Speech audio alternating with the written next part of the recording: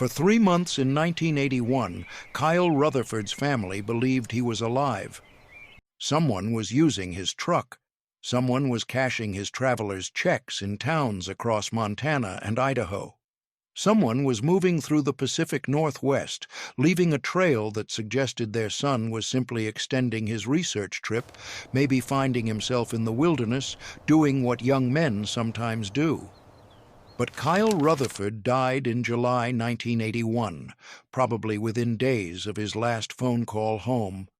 And whoever took his identity, his vehicle, his money, whoever that was, disappeared into the vastness of North America and was never found. It would take 40 years and a technology that didn't exist in 1981 to finally bring Kyle home.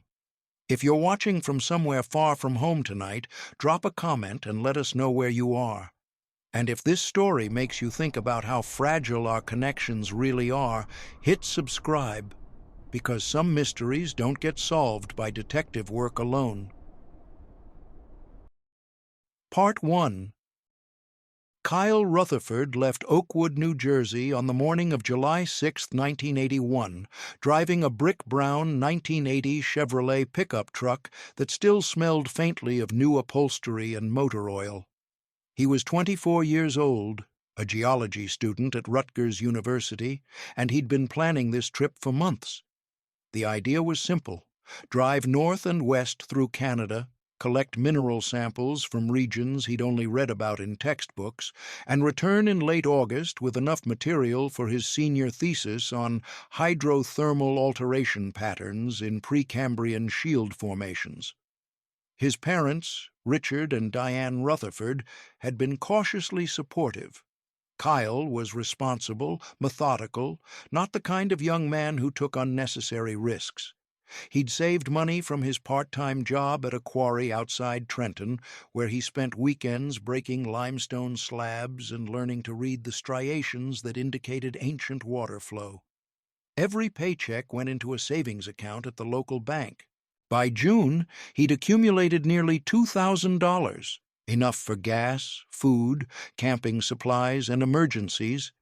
He'd bought maps from the 8LA office, spreading them across his bedroom floor and tracing potential routes with a pencil. He'd invested in a good sleeping bag rated for cold weather, understanding that summer in the Yukon wasn't like summer in New Jersey. He'd purchased traveler's checks in denominations of $20 and $50, signing each one carefully, storing them in a leather wallet his father had given him for his college graduation. He'd packed his rock hammer, the one with the leather grip worn smooth from use. His field notebooks, 3 of them, bound in green cloth. His camera, a used Nikon his uncle had sold him for half price. And a small hand lens he used to examine crystal structures in the field, a 10x magnifier that hung on a cord around his neck whenever he was working. Kyle had told his academic advisor about the trip back in April. The advisor, Professor Martin Gaines, had been enthusiastic. The Canadian Shield, he'd explained, was one of the oldest geological formations on Earth, exposed rock from the Precambrian era, more than 1 billion years old. If Kyle could collect samples showing evidence of hydrothermal alteration, minerals changed by superheated water moving through rock, it would make an excellent thesis. Better yet, if he could document the mineral assemblages, photograph the outcrops, map the locations, he'd have material that could potentially be published in a journal. For a geology student, that was significant. Kyle had left Professor Gaines's office energized, already mentally planning the route, the stops, the formations he wanted to see. The morning he left, his mother made him breakfast. Eggs, toast, coffee. They didn't talk much. Kyle was focused on the road ahead, mentally reviewing his checklist. Diane was trying not to show her worry. She'd raised an independent son, taught him to think for himself, to solve problems, to be self-sufficient. But he was still her son, and he was about to drive 3,000 miles into a wilderness she'd only seen in photographs. She'd felt something that morning, a tightness in her chest, a reluctance to let him go. But she didn't say anything. Mothers didn't say things like that. You let your children go. That's what you did. Kyle kissed her on the cheek, shook his father's hand, and backed the truck out of the driveway just after 8 o'clock. Richard stood on the front steps, watching. Diane stood beside him. Kyle waved once, that characteristic half-wave he'd done since he was a teenager, hand raised, quick gesture. Then he was gone, the truck disappearing around the corner, the sound of the engine fading into the suburban morning quiet. For the first 5 days, everything seemed fine. Kyle sent postcards from Pennsylvania, from upstate New York, from Ontario. The messages were brief, factual, exactly what you'd expect from a young man focused on geology rather than poetry. Made it to Sudbury, nickel sulfides in the norite layer exactly like the textbook diagrams. Collected samples from 3 different outcrops. Weather clear. More soon. His handwriting was neat, unhurried, the script of someone who'd learned cursive in elementary school and never abandoned it. Diane kept the postcards in a small wooden box on the kitchen counter, reading them each morning with her coffee, tracing the route on a map she'd taped to the refrigerator. She liked imagining him out there, hammer in hand, chipping away at ancient rock, doing what he loved.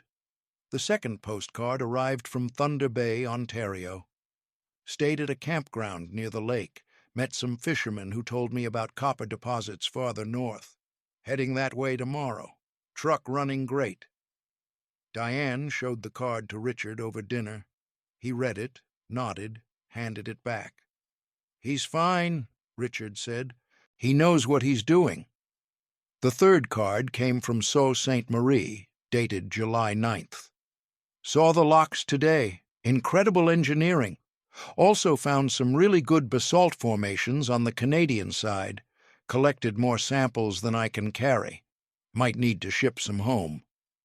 Diane smiled at that. Kyle had always been like that, enthusiastic to the point of impracticality, wanting to bring home every interesting rock he found. The fourth postcard was brief, almost terse. It arrived on July 11th, postmarked from Sault Ste. Marie, but written a day earlier. "Crossing into the U.S. tomorrow, heading west through Michigan. All good. K." Diane noticed the brevity, but she didn't think much of it. Kyle was probably tired, eager to keep moving.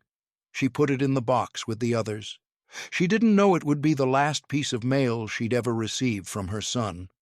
On July 13th, Kyle called home from a payphone.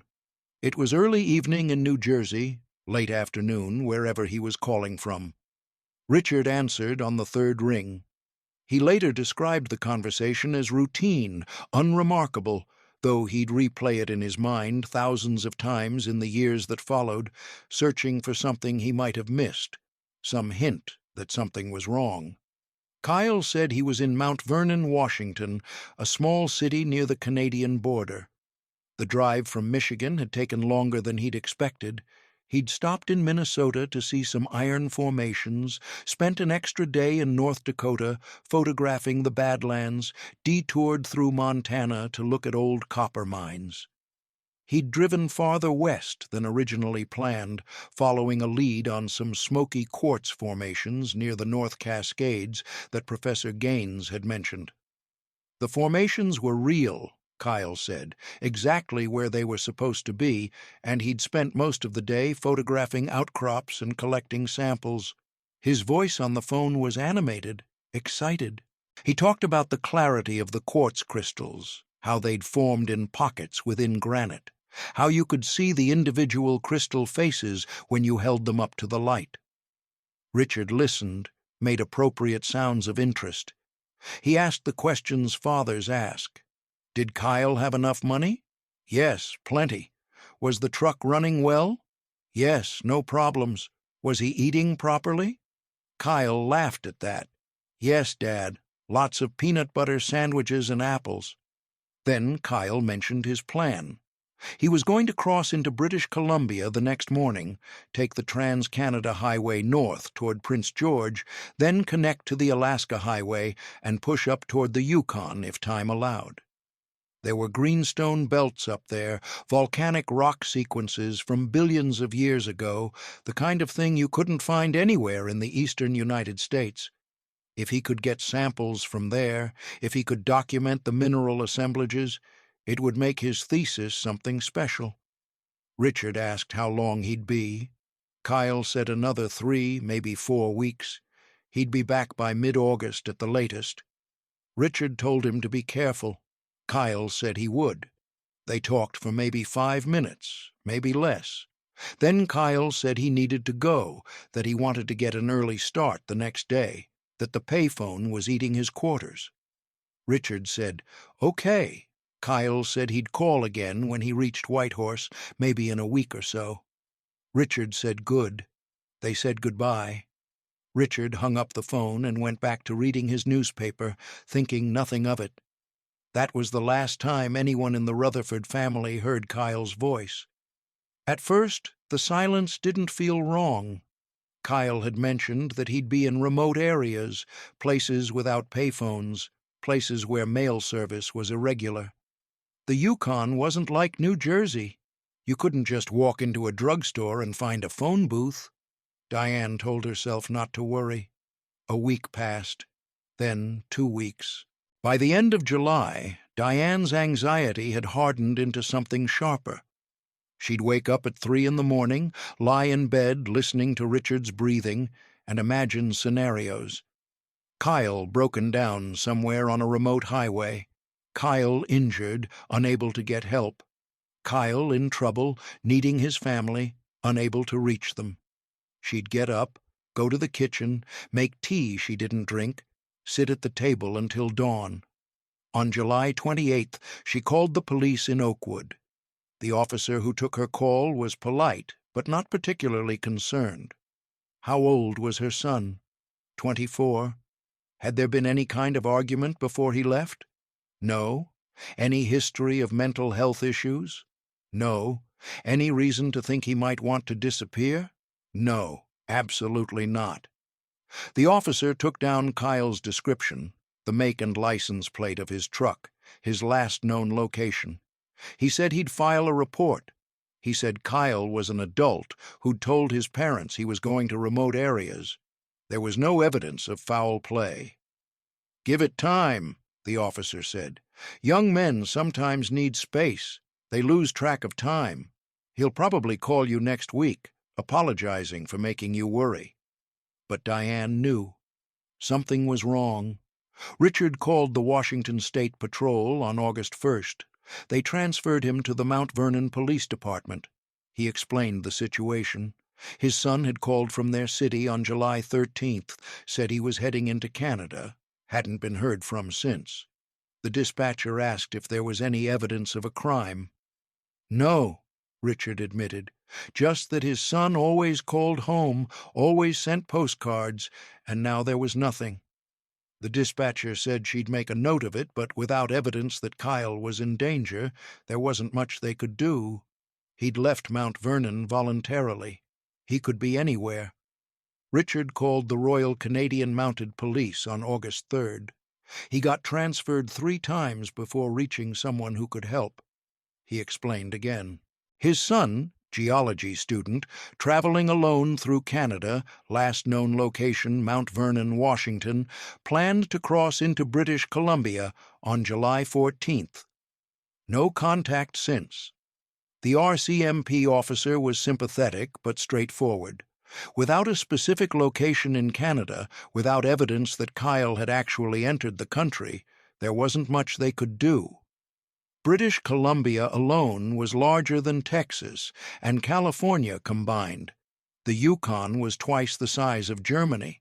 If Kyle wasn't checking in, well, maybe he was in an area without phones. Maybe he'd decided to extend his trip. Maybe he'd met friends, changed his plans. Young people did that. Give it more time. But time was the problem. Every day that passed was another day Kyle was out there, somewhere, possibly needing help. Every day was another day the trail went colder. And then, in mid-August, something strange happened. On August 14th, Diane received a call from American Express, the company that had issued Kyle's traveler's checks. They were calling to verify some recent transactions. A check for $50 had been cashed at a general store in Missoula, Montana on August 12th.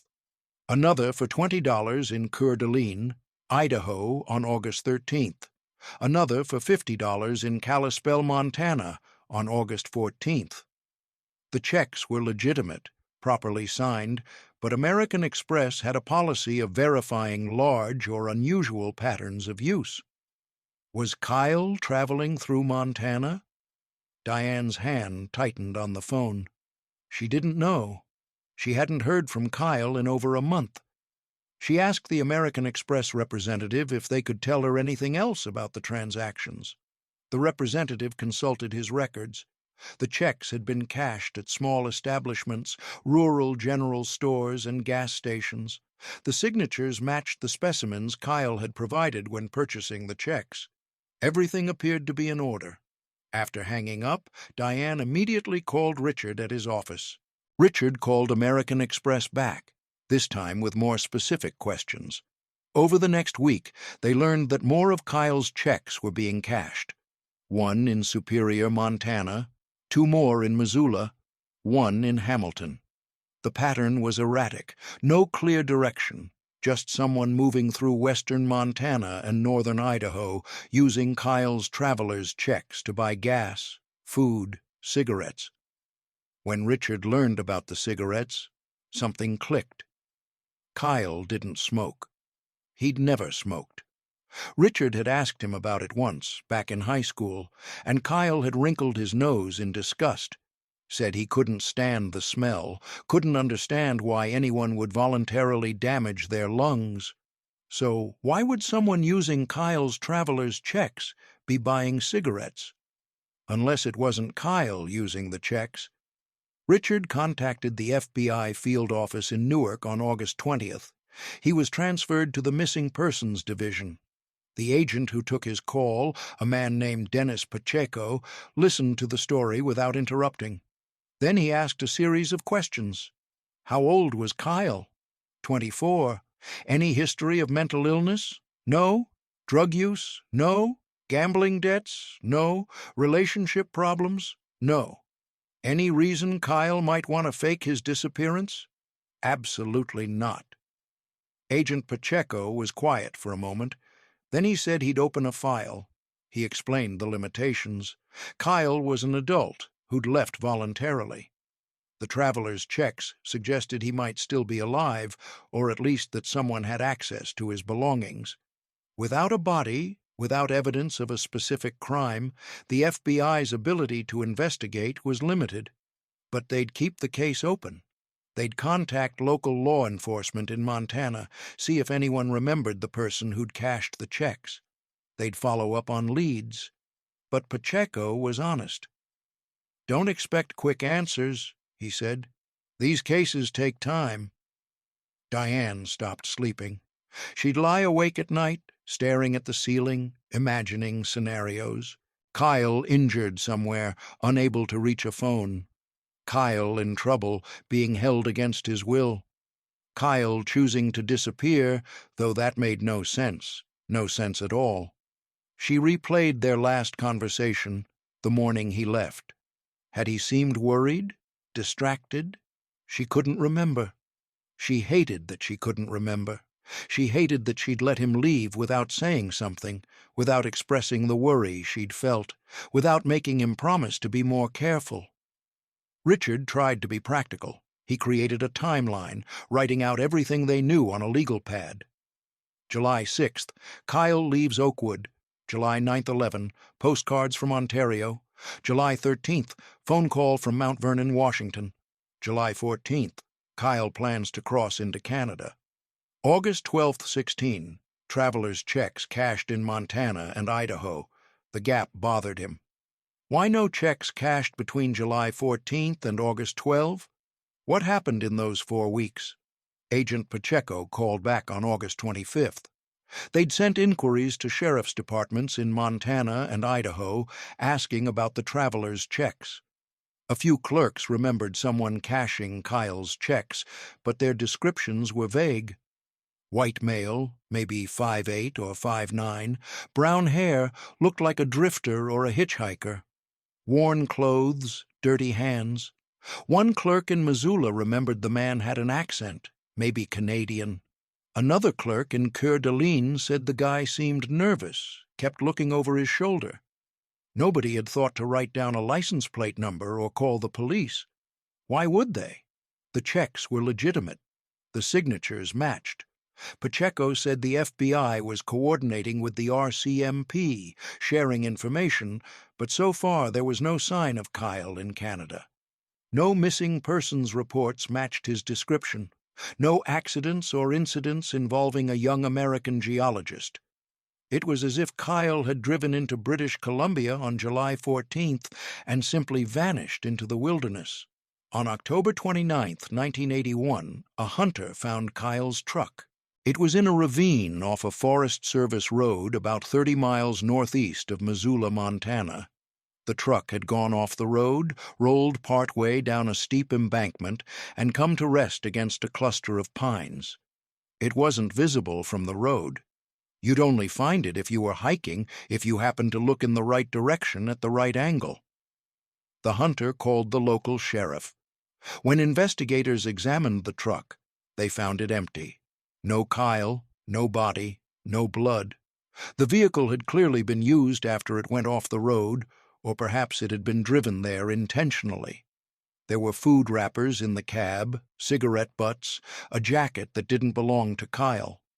The registration was still in the glove box, along with some of Kyle's maps, but his camping gear was gone. His rock hammer, his notebooks, his camera, his hand lens, all missing. The truck's odometer showed it had been driven nearly 2,000 miles since Kyle left New Jersey, which was consistent with a trip to Washington State and back into Montana. But the route didn't make sense.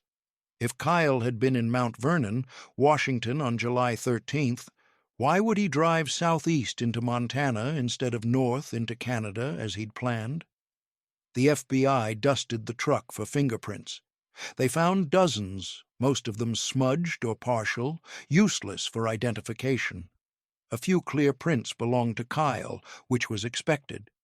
But there were others, unknowns, people who'd touched the steering wheel, the door handles, the rearview mirror. Without a suspect, the prints meant nothing. There was something else, too, something the investigators noted in their reports, but couldn't quite make sense of. The truck's interior showed signs of prolonged use by someone who wasn't Kyle. The driver's seat had been adjusted forward. Kyle was 6'1", and whoever had been driving the truck regularly was shorter. There were traces of cheap tobacco in the ashtray, the kind sold in gas stations, the kind Kyle didn't smoke. And there was something written on one of Kyle's geological survey maps, in handwriting that wasn't his. A series of towns, a rough route heading southeast from the Canadian border, through Idaho, into Montana, Missoula, Butte, Billings, like someone planning a journey, or running from something. The investigation into what happened to Kyle Rutherford effectively stalled in the winter of 1981. The working theory, never officially stated but implied in every conversation Richard and Diane had with law enforcement, was that Kyle had picked up a hitchhiker, or stopped to help someone, and that person had killed him, taken his truck and his money, and driven around Montana and Idaho for a few months before abandoning the vehicle. It was a reasonable theory. It fit the facts. But without a body, without a suspect, there was nothing to pursue. What investigators didn't know in 1981, what they couldn't know, was that Kyle's body was already hundreds of miles north, in a place so remote that it would take 2 years before anyone even found it. And even then, it would take another 38 years before anyone knew whose body it was. Diane Rutherford refused to believe her son was dead. For years, she kept his room exactly as he'd left it, his textbooks on the desk, open to a chapter on igneous petrology, his rock collection on the shelf, each specimen labeled in his careful handwriting, Gneiss, Adirondacks, 1979, Basalt, Palisades, 1980, Quartzite, Redding Prong, 1981. She'd go in there sometimes, late at night when Richard was asleep, and sit on Kyle's bed and try to feel some connection, some sign that he was still out there somewhere. But there was nothing, just silence. Richard was more pragmatic, or at least he tried to be. He focused on practical matters. He kept in contact with the FBI, with the RCMP, with sheriff's departments in Montana and Idaho and Washington. He sent letters to newspapers asking anyone with information to come forward. He hired a private investigator in 1983, a former state trooper who specialized in missing persons cases. The investigator spent 3 months following up on leads, interviewing clerks who'd cashed Kyle's traveler's checks, talking to people who'd been in the area in the summer of 1981. He found nothing useful. Descriptions of the person who'd cashed the checks were vague, contradictory. Tall, short, dark hair, light hair, beard, no beard. Nobody remembered. It had been 2 years. People moved on. By 1985, the Rutherfords understood that the official investigation had reached its limits. The case remained open, but nobody was working it. Kyle's file sat in a cabinet at the FBI field office in Newark, one folder among thousands. Richard stopped calling. Diane stopped checking the mail for updates that never came. They didn't talk about Kyle much anymore, not because they'd forgotten, but because there was nothing new to say. The same questions, the same absence, the same silence. The years collapsed into each other. Richard and Diane grew older. They moved to a smaller house in 1992. Diane packed up Kyle's room with a kind of mechanical efficiency that frightened her. She didn't cry, just worked, sealing boxes with tape, labeling them in black marker. The boxes went into a storage unit. She visited once, then never went back. Richard had a heart attack in 1999, survived, then another in 2004. He died that December, 3 days after his 71st birthday. At the funeral, someone asked Diane about Kyle. She said he was missing. The person nodded, didn't ask for details. What else was there to say? By 2010, Diane had stopped expecting answers. She'd outlived her husband, outlived most of her friends. She lived in a retirement community in southern New Jersey, a quiet place with clean hallways and scheduled activities she rarely attended. She thought about Kyle constantly, but in a different way now, not with the frantic energy of early grief, but with a kind of distant wondering. Where had he gone? What had happened in those last moments? Did he know? Did he suffer? She'd never know. She accepted that. But something was changing, slowly, in the world of forensic science. DNA technology, which had been crude and expensive in the 1980s, was becoming more sophisticated, more accessible. Genetic genealogy, the use of commercial DNA databases to identify unknown individuals, was beginning to revolutionize cold cases.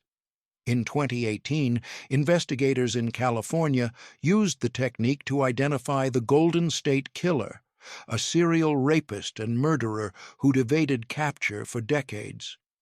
The success of that case prompted law enforcement agencies across North America to revisit their unsolved cases, their unidentified remains, their cold files.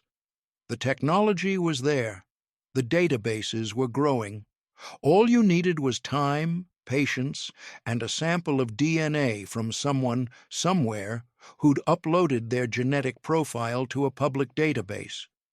In 2019, a forensic anthropologist with the Royal Canadian Mounted Police named Dr. Laura Chen began reviewing a backlog of unidentified remains found in the Yukon Territory.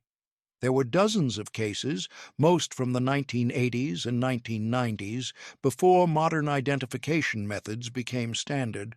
Some of the remains had been found by hunters, by hikers, by construction crews. Some had been discovered by accident, exposed by erosion or wildfire. Most had never been identified. One case caught Dr. Chen's attention. In August 1983, a maintenance worker at a remote communications tower near Dawson City, Yukon, had found human skeletal remains in a wooded area about 100 yards from the access road. The remains were incomplete, scattered by animals, but clearly human.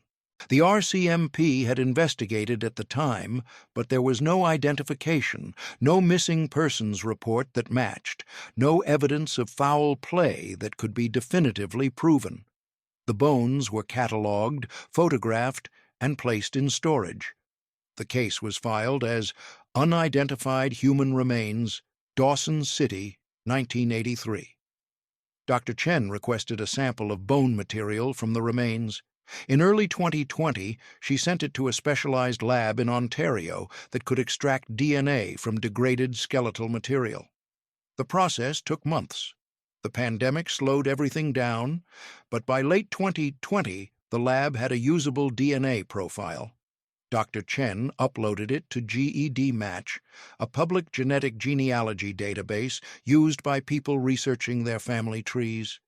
And she waited. Genetic genealogy is a patient science. You upload a DNA profile and hope that someone, somewhere, has uploaded their own DNA and happens to be a relative of your unknown person. It could take days. It could take years. It could never happen. In March 2021, Dr. Chen got a hit. The DNA from the Dawson City remains matched, at a level consistent with a second or third cousin, with someone who'd uploaded their DNA to GEDmatch in 2019. Dr. Chen contacted a genetic genealogist, a specialist who could build family trees from partial DNA matches. Over the next 3 months, the genealogist worked backward, constructing a tree, identifying common ancestors, narrowing down possibilities. By June 2021, she had a name: Kyle Rutherford. Dr. Chen contacted the FBI. They pulled the file, dusty after 40 years. They contacted Diane Rutherford, who was 83 years old, living in a retirement community in southern New Jersey. The call came on a Tuesday afternoon. Diane was in her apartment reading when the phone rang. The agent was gentle, careful. They believed they'd found Kyle. Remains had been discovered in Canada in 1983, and through DNA analysis, they'd been identified as her son. Diane didn't say anything for a long time. The agent asked if she was all right, if she needed to call someone. Diane said no. She said thank you. Then she hung up. She sat in her chair for an hour, maybe longer, not moving, not crying, just staring at the wall. After 40 years, she had an answer. Kyle was dead. He'd been dead since 1981, probably since July, probably soon after his last phone call from Mount Vernon. He'd died somewhere in the wilderness, far from home, far from anyone who knew him. And then someone had taken his truck, his money, his identity, and used them for months, leaving a trail that made it seem like Kyle was still alive, still moving, still out there. But he wasn't. He'd been in the woods near Dawson City, Yukon, for 38 years. And now he was coming home. What happened next took another year, because identifying Kyle was only the beginning. Now investigators had to answer a different question. How did a geology student from New Jersey, last seen in Mount Vernon, Washington, end up dead in the Yukon Territory more than 1,000 miles north of his last known location? And who was the person who'd stolen his truck, his money, his identity, and then vanished without a trace? Part 2. The investigation into Kyle Rutherford's death was reopened in July 2021, 40 years to the month after he disappeared. It was assigned to Detective Constable James Whitmore of the Royal Canadian Mounted Police's Historical Homicide Unit, a small department based in Surrey, British Columbia, that handled cold cases across the Northern Territories. Whitmore was in his 50s, methodical, patient, the kind of investigator who understood that solving old cases required less intuition than persistence. He'd worked missing persons cases before, plenty of them. The Yukon swallowed people. The wilderness was vast, unforgiving, and indifferent. Hikers disappeared. Hunters didn't come home. Drifters vanished into the woods and were never seen again. But this case was different. Kyle hadn't been lost. He'd been murdered. The first thing Whitmore did was pull the original 1983 file on the unidentified remains. It was thin, disappointingly so, stored in a banker's box in a climate-controlled warehouse in Whitehorse. The maintenance worker who'd found the bones had been clearing brush near the communications tower when he noticed what he thought was a piece of weathered wood protruding from the soil. He'd kicked at it with his boot. It had moved oddly. He'd crouched down, brushed away some pine needles, and realized he was looking at a human femur. The RCMP had responded that same day. They'd cordoned off the area with yellow tape, brought in a forensic team from Whitehorse, conducted a systematic search of the surrounding woods. They'd recovered partial skeletal remains, a skull, fragments of ribs, portions of both legs, sections of pelvis. The bones had been scattered by animals over what investigators estimated had been at least 2 years, possibly longer. Scavengers had done their work. Bears, wolves, ravens. The bones that remained were weathered, bleached by sun, scattered across an area roughly 30 yards in diameter. There was no clothing, no identification, no personal effects. Nothing that would help identify who this person had been. The skull showed evidence of trauma, a depressed fracture on the left parietal bone, roughly circular, about 2 inches in diameter, consistent with blunt force impact from a heavy object. The medical examiner in 1983 had concluded that the cause of death was likely homicide. The injury would have been immediately incapacitating, likely fatal within minutes or hours, depending on the severity of the internal bleeding. But without an identity, there was no investigation to pursue. The RCMP had checked missing persons reports from the Yukon, from Alaska, from northern British Columbia. Nothing matched. They'd sent dental records to forensic odontologists, hoping for a match. None came back. The bones went into storage, catalogued as Unidentified Human Remains, Dawson City, August 1983, Case 83 U447. The file went cold. Now, in 2021, Whitmore had an identity. Kyle Rutherford, 24 years old, geology student from New Jersey, last seen in Mount Vernon, Washington on July 13, 1981. The skull fracture suggested he'd been struck from behind, probably never saw it coming. The scattering of the remains suggested the body had been left in the open, exposed to weather and wildlife, for months or years before discovery.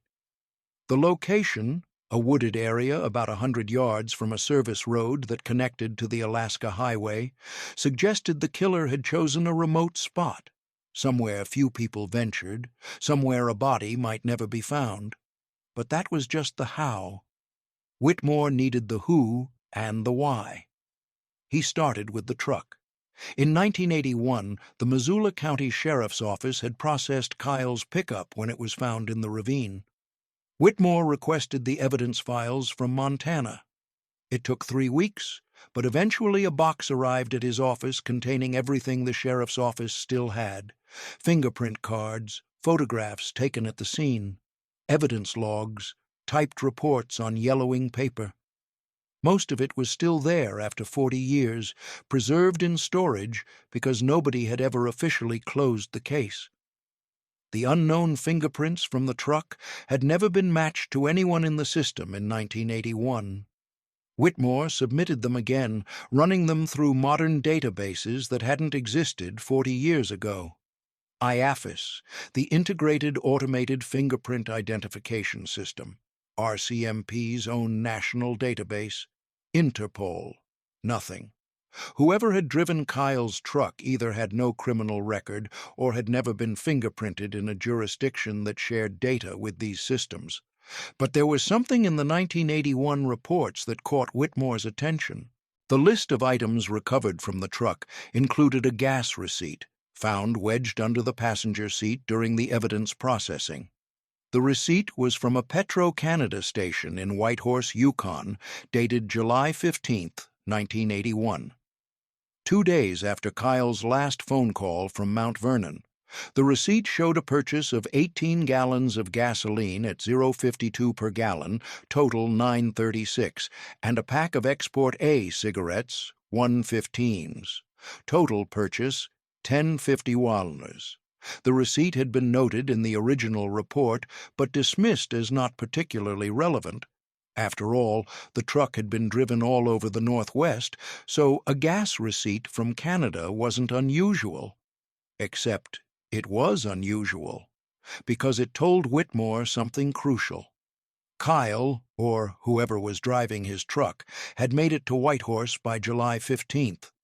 That was more than 200 miles north of Mount Vernon. The drive alone would take at least 20 hours of straight driving, probably longer on the Alaska Highway in 1981, which wasn't fully paved in some sections. And Whitehorse was only about 330 miles south of Dawson City, where Kyle's remains had been found. Think about that for a moment. Kyle calls home from Mount Vernon on July 13th. 2 days later, someone is buying gas in Whitehorse using his truck, and at some point between those 2 days or shortly after, Kyle is killed and his body is left in the woods near Dawson City. The geography tells a story. Kyle had crossed into Canada, just as he'd planned.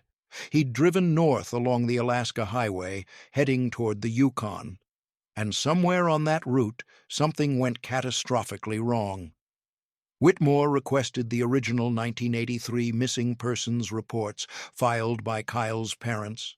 The reports included a description of Kyle's belongings: a rock hammer, field notebooks, a 35mm camera, a canvas duffel bag, a green sleeping bag, a Coleman camp stove. None of those items had been found with the truck. None of them had been found with Kyle's remains. So where were they? There was a possibility, of course, that the killer had taken them, sold them, discarded them. But there was another possibility, one that made Whitmore uneasy. What if Kyle had stopped somewhere, set up camp, and someone had come across him there? What if the encounter hadn't been random at all? Whitmore contacted the Whitehorse RCMP detachment and asked if they had any records from July 1981 of crimes, disturbances, or reports involving transients, hitchhikers, or suspicious persons. The detachment sent over what they had. It wasn't much. A few drunk and disorderly arrests, a domestic dispute, a report of a stolen bicycle. Nothing that stood out. But then Whitmore found something interesting. On July 18, 1981, a man had been arrested in Whitehorse for attempting to cash a stolen check at a bank. The man gave his name as Robert Darnell, age 32, no fixed address. He claimed he'd found the check on the side of the road and didn't know it was stolen. The bank manager didn't believe him. The RCMP charged him with fraud, and he spent 3 days in jail before being released on bail. He never showed up for his court date. A warrant was issued, but Darnell was never found. The case went nowhere. What caught Whitmore's attention wasn't the fraud charge. It was the date, July 18, 1981. 5 days after Kyle's last phone call, 3 days after the gas receipt from Whitehorse, and the description of Robert Darnell in the arrest report: white male, approximately 5'8", slim build, brown hair, tattoo of an anchor on his left forearm. Whitmore pulled the fingerprint records from the 1981 arrest. Then he compared them to the unknown prints from Kyle's truck. They matched. Robert Darnell had been in Kyle's truck. Robert Darnell had driven that vehicle, touched the steering wheel, left his fingerprints all over the interior. And Robert Darnell had been arrested in Whitehorse, trying to cash a stolen check just days after Kyle disappeared. This was the break Whitmore needed, but it opened more questions than it answered. Who was Robert Darnell? Was that even his real name? And where was he now, 40 years later? Whitmore ran the name through every database he could access. Nothing came up under Robert Darnell with a matching birth date or description. The name was likely an alias. The arrest photo from 1981 was grainy, black and white, but it showed a man with sharp features, hollow cheeks, the look of someone who'd spent time on the road. The anchor tattoo was visible on his left forearm in the photograph. That was something. Tattoos were distinctive. If Darnell was still alive, he'd still have that tattoo. But Darnell had vanished in 1981. No arrests under that name after Whitehorse, no driver's license, no employment records, no trail at all. Either he'd died, or he'd changed his identity, or he'd simply disappeared into the vastness of North America the way people could in those days, before computers tracked everything, before cameras watched every street corner. Whitmore decided to go back to the beginning. He needed to understand the route. Kyle had called from Mount Vernon on July 13th. The gas receipt placed someone in Whitehorse on July 15th. Kyle's remains were found near Dawson City, about 330 miles north of Whitehorse. The truck was found in Montana in late October, abandoned in a ravine. So the timeline looked something like this. July 13th. Kyle calls from Mount Vernon, says he's crossing into Canada. July 14th, 15. Kyle drives north along the Alaska Highway, heading toward Whitehorse. At some point, he picks up a hitchhiker or stops to help someone. That person is Robert Darnell. July 15th.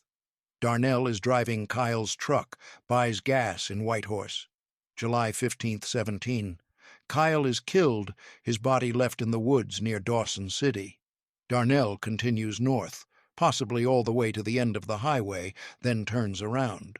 July 18th. Darnell tries to cash a stolen check in Whitehorse, gets arrested, posts bail, disappears. August-October. Darnell drives south through Montana and Idaho, cashing Kyle's traveler's checks, using his truck. In late October, he abandons the vehicle in a ravine and vanishes. It fit, but Whitmore needed more. He needed to know what had happened in those missing days between July 15th and July 18th. Where had Kyle been killed? How?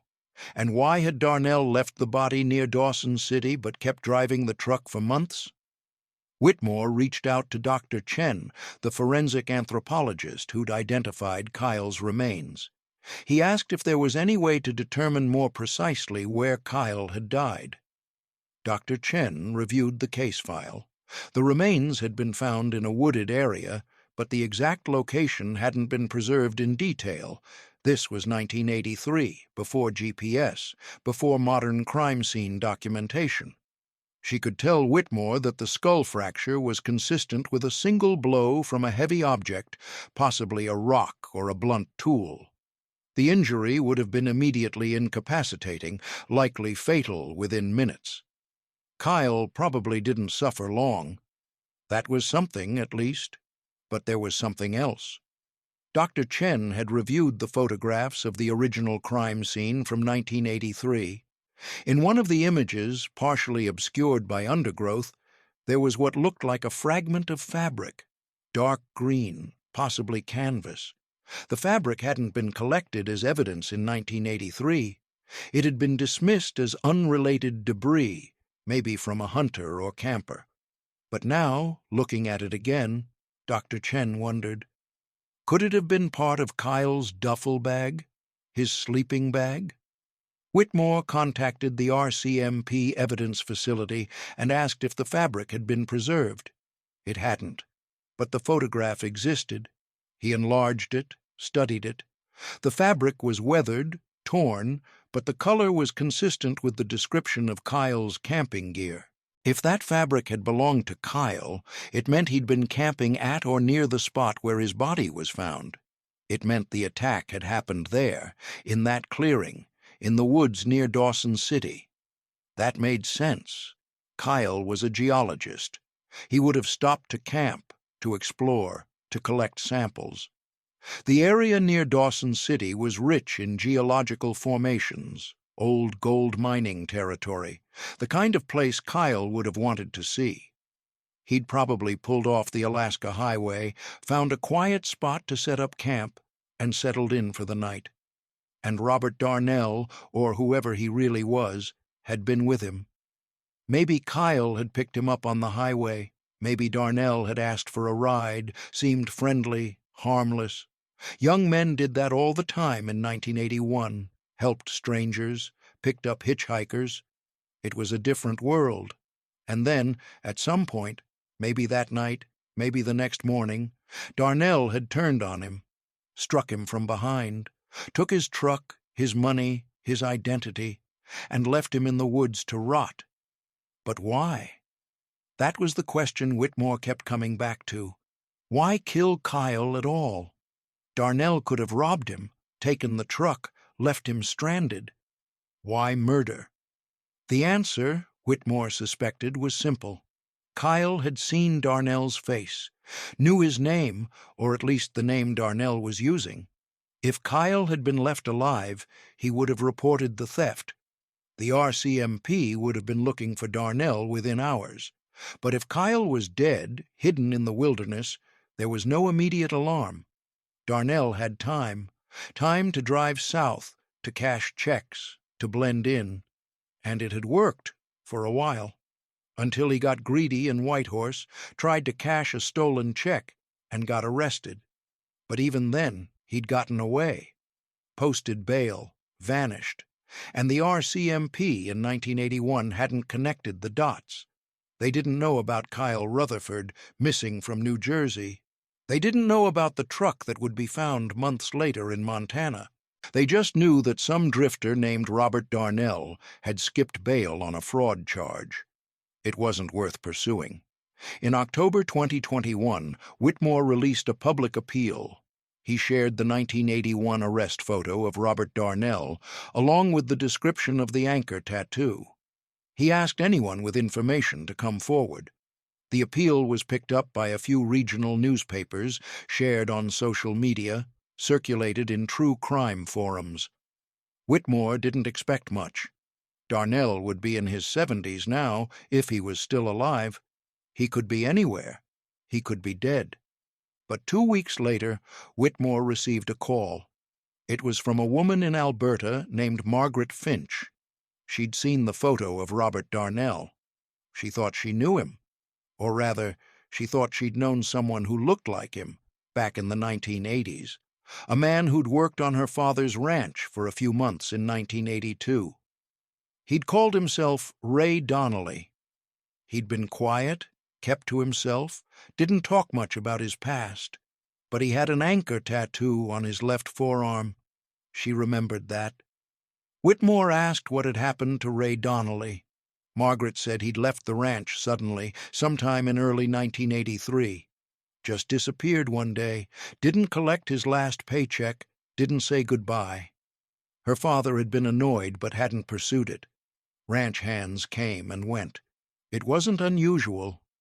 Did Margaret have any photographs? Any records? She didn't.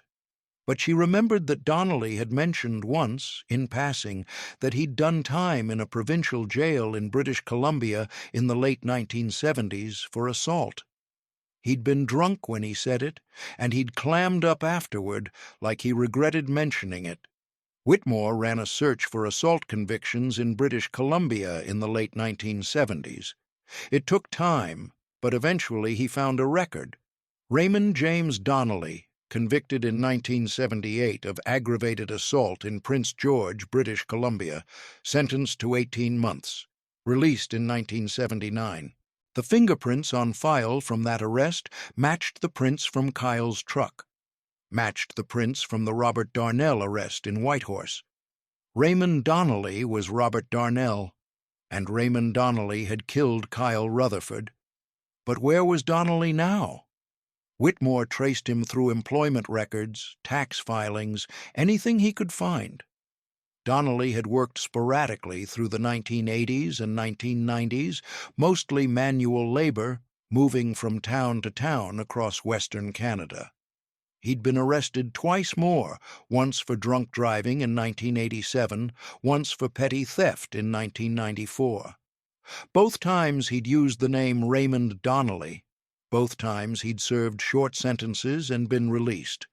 The last record Whitmore could find was from 1999, a driver's license renewal in Kamloops, British Columbia. After that, nothing. Whitmore contacted the Kamloops RCMP. They ran Donnelly's name through local records. In 2003, a Raymond James Donnelly, matching the birth date and description, had been admitted to a hospital in Kamloops with advanced liver cirrhosis. He'd been homeless, suffering from chronic alcoholism. He'd died in the hospital 6 days later. He was 54 years old. Raymond Donnelly was dead. He'd been dead for 18 years. He would never stand trial for Kyle Rutherford's murder. He would never face Kyle's family, never answer for what he'd done in the woods near Dawson City in July 1981. Whitmore closed the file in December 2021. The case was solved in the sense that investigators knew what had happened, knew who was responsible. But there would be no arrest, no trial, no courtroom justice. Just answers. And for Diane Rutherford, now 84 years old, those answers were something. Whitmore called her in January 2022. He explained what they'd found, who Raymond Donnelly was, how the pieces fit together. Kyle had picked up a hitchhiker, just as the FBI had theorized back in 1981. That hitchhiker had killed him, stolen his identity, and disappeared. The hitchhiker was dead now. The case was closed. Diane listened without interrupting. When Whitmore finished, she thanked him. She asked if they'd recovered any of Kyle's belongings, his notebooks, his camera. Whitmore said no. Those items were gone, lost somewhere in the 40 years since Kyle's death. Diane was quiet for a moment. Then she said, "He loved those rocks. He'd spend hours looking at them, trying to understand how they formed, what they meant. He said rocks were like time machines. You could hold a piece of granite and know it was older than anything human, older than cities, older than language. He found that comforting." Whitmore didn't know what to say. He asked if Diane wanted Kyle's remains returned to New Jersey for burial. She said yes. She'd been waiting 40 years. She could wait a little longer. In March 2022, Kyle Rutherford was buried in a cemetery in Oakwood, New Jersey, next to his father. The funeral was small, quiet.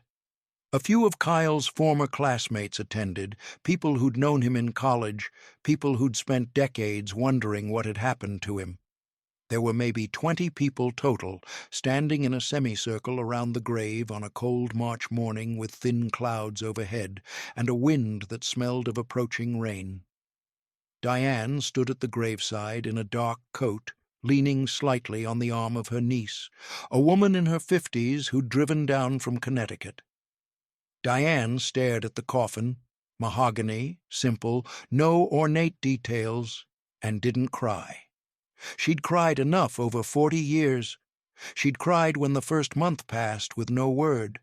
She'd cried when they found the truck. She'd cried when Richard died, taking with him the last person who'd shared the weight of not knowing. Now she just felt tired and, strangely, relieved. Kyle was home.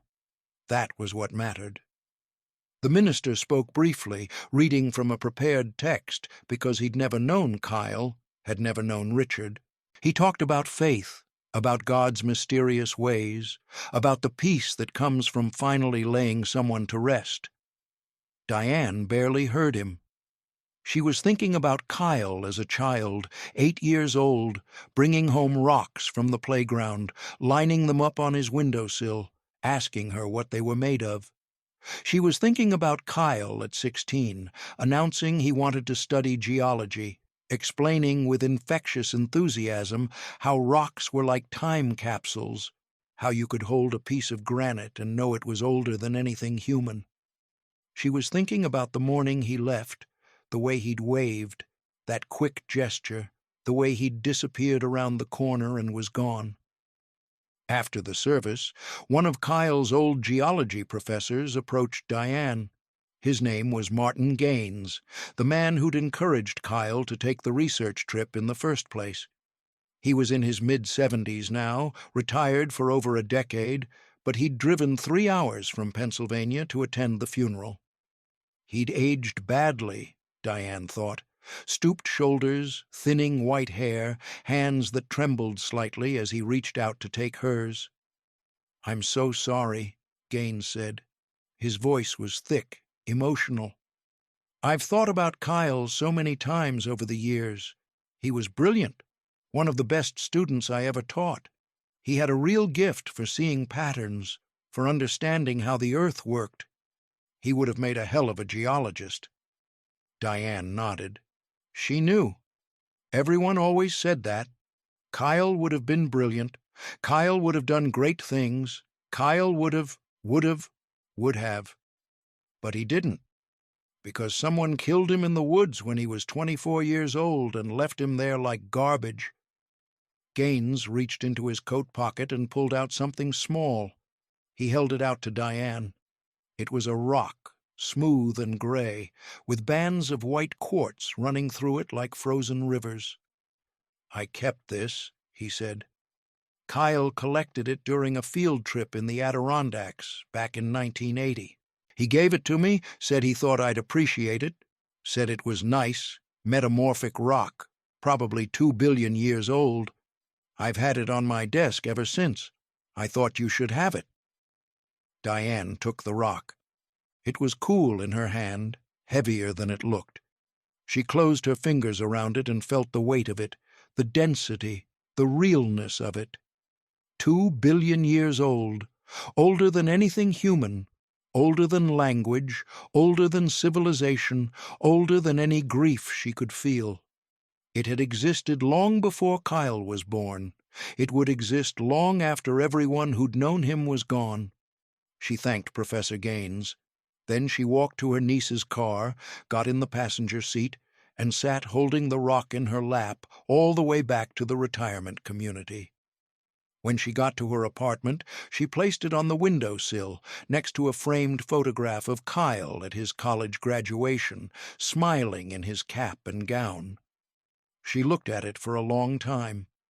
Then she went to bed, and for the first time in 40 years, she slept through the night without waking. The story of Kyle Rutherford doesn't have a neat ending. There's no dramatic courtroom scene, no confession, no moment of catharsis. Just the slow, patient work of forensic science, the persistence of investigators who refused to let old cases disappear, and the grief of a mother who waited 4 decades for an answer. Raymond Donnelly is dead.